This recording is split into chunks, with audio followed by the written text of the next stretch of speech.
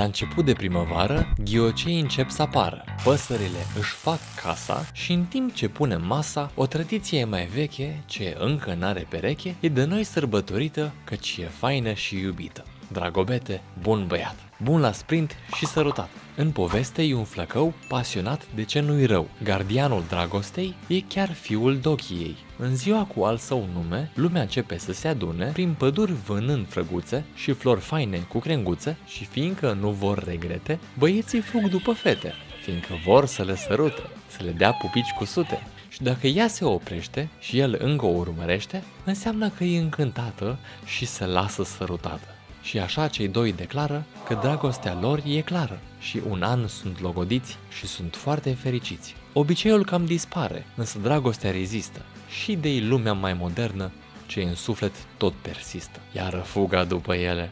De se lasă prinsă fata, tot ajungi cu ea la masă și perfect că e deja gata.